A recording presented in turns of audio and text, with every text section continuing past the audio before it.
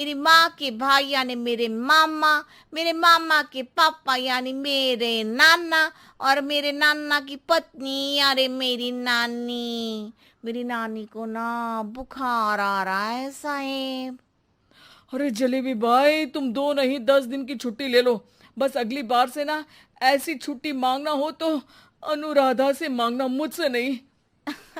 ठीक है। एक और बात साहेब। एक और बात सुनी तो मुझे पागल खाने जाना पड़ेगा। अरे पागल खाने क्यों जाओगे आप? अरे चावल ही खा लो। अरे जलेबी भाई, दिमाग का ढोकला मत बनाओ, जाओ यहाँ से प्लीज। वर्मा जी जलेबी बाई की घूमी बातों से जान बचाने के लिए उसे लंबी छुट्टी दे देते हैं और अनुराधा को बताते हैं। अरे आज तो उसने मेरे दिमाग के तार ही उलझा दिए। कितना घुमा घुमा के बात करती है जलेबी बाई। अरे तुम कहो तो मैं तुम्हारा हाथ बंटवा दूंगा घर के काम में, लेकिन जलेबी बाई को तो और झेल नहीं सकता मैं भाई। अरे शांत हो जाओ, मैं संभाल लिया करूंगी उसे। लोड मत लो आप उसको। हाँ हाँ, तुम संभाल लेना उसको, वरना मुझे नहीं संभाल पाओगे। मुझे आगरा के पागल खाने में ही भर्ती होना पड़ेगा। आगरा क्यों जाना? मुझे तो लगता है जलेबी बाई इस घर में थोड़े दिन और रही तो हमारा घर ही एक मशहूर पागल खाना बन जाएगा। तो दूसरी काम वाली ढूंढ ले क्या? अरे आजकल तो हर काम वाली बाई जलेबी जितनी ही टेढ़ी होती है।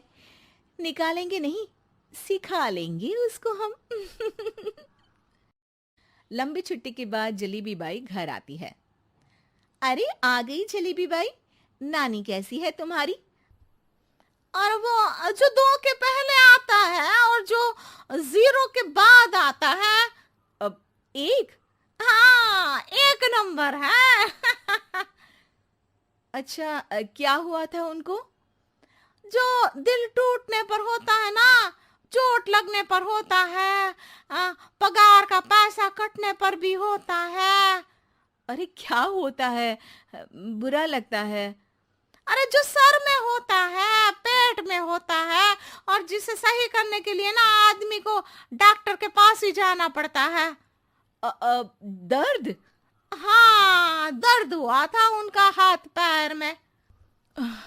अच्छा बस, मेरे दिमाग में दर्द होने लगा तुम्हारी जलेबी जैसी बातें सुनकर।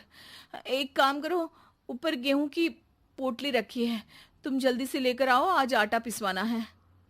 जलेबी बाई भागकर छत पर जाती है और गेहूं की पोटली उठाने की कोशिश करती है, मगर वजन ज्यादा होने की वजह से उससे बोरी उठती नहीं।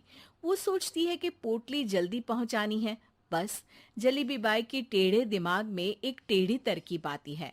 वो पोटली को छत पे घिस कर उसे बालकनी तक ले जाती है और छत से भीतर बरामदे में बोरी फेंक देती है।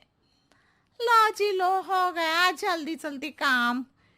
नीचे पहुंचती है तो देखती है कि अनुराधा वहां उसे गुस्से से देख रही है और नीचे पूरा गेहूं बिखरा पड़ा है।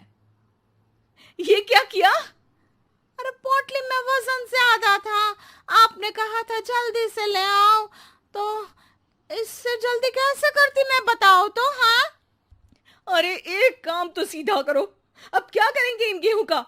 सब सत्यानाश कर दिया। अनुराधा सोच लेती है कि अब इस जलेबी को सीधा करना ही पड़ेगा, वरना बहुत परेशानी हो जाएगी। जलेबी बाई फिर भी सुधरती नहीं है। रोज कोई घूमी फिरी बात से वर्मा जी के दिमाग में शॉर्ट सर्किट करती है, तो कभी अनुराधा के काम बिगाड़ती। जैसे कमरे में झाड़ू लगाने का कहने पर कमरों की दीवारों पर झाड़ू टांग के कहती, लगा दी कमरे में झाड़ू। देखते ही देखते ये महीना खत्म हो जाता है। अरे दीदी, पैसे दे दो ना। पैसे तो नहीं है। पैसे नहीं है का मतलब? पैसे तो होते ही है ना घर में। अरे भरोसा नहीं है तो पूरे घर में ढूंढ के बता दे कहाँ पैसे हैं, मिल जाएगी तुम्हें। अबे ढूंढ के लाई मैं। जलेबी जल्दी से अनुराधा का पर्स लेकर आती है। अरे इसमें है ना पैसा। अरे मुझे तो नहीं दिख रहा। अरे दीदी है ना, 2000 का नोट। अरे तो वो तो 2000 रुपए हैं, पैसे तो नहीं है। अरे दीदी दे दो ना, जल्दी घर जाना है, आज मेरी तारीख है। अरे पक्का आज तेरी तारीख है? हाँ दीदी, आज मेरी तारीख है, आज ही तो पगार लेती हूँ ना मैं। देखो आज तो 1 तारीख है, तेरी तारीख तो है नहीं आज। अरे दीदी दे दो ना, घुमा क्यों रही हो इतना। अच्छा कितनी पगार है तुम्हारी? 5000, आप ही ने तो तय की थी। 5 मतलब जो 4 के बाद आता है और 4 के पहले। हाँ हाँ दीदी। 5 वही जो 3 में 2 जोड़ के होता है। अरे हाँ दीदी हाँ। 5 वही ना जो 10 में से 5 घटाने पर होता है। अरे दीदी मैं समझ गई, अब आपको कभी नहीं घुमाऊंगी।